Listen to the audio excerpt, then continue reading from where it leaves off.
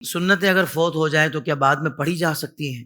یہ ارشاد فرما. دیکھیں سنتوں کی قضا نہیں ہوتی، صحیح. لیکن سنت فجر کے حوالے سے ہمارے فقہا فرماتے ہیں کہ اگر کسی کی سنت فجر فوت ہو جائیں تو وہ طلوع آفتاب کے 22 منٹ کے بعد اگر ادا کرنا چاہے تو کر سکتا ہے. یہ بھی لازم نہیں ہے، ادا کرنا چاہے تو کر سکتا ہے.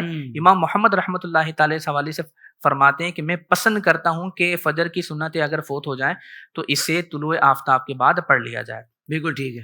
میرے خیال سے دو ہی صورتیں ہوتی ہوں گی مفتی صاحب جس کی وجہ سے فجر کی سنتیں فوت ہو جاتی ہوں گی.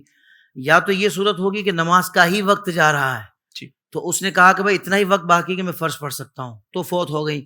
یا پھر وہ جماعت میں شامل ہونا چاہتا ہے اور مسجد پہنچا تو امام صاحب دوسری رکعت میں اس کو پتہ ہے کہ اگر میں نے سنت اپنی پڑھی تو میری جماعت نکل جائے گی، تو اس صورت میں وہ سنتیں پڑھ کے جماعت میں شامل ہوگا یا نہیں وہ جماعت کو ترجیح دے گا شامل ہونے کو؟ دیکھیں اگر کسی کو یہ یقین ہے کہ میں سنتیں پڑھ کر جماعت میں شامل ہو جاؤں گا جی تو ہمارے علماء یہی فرماتے ہیں کہ وہ سنتیں پڑھے اور پھر جماعت میں شامل ہو. بہتر. لیکن اگر کسی کو یقین ہے کہ میں سنتیں پڑھنے جاؤں گا تو فرض کی جماعت فوت ہو جائے گی، جماعت مکمل طور پر فوت ہو جائے گی، تو ایسی صورت میں فرض کی جماعت میں شامل ہو جائے اور پھر وہ سنتیں طلوع آفتاب کے 22 منٹ کے بعد میں پڑھ لے.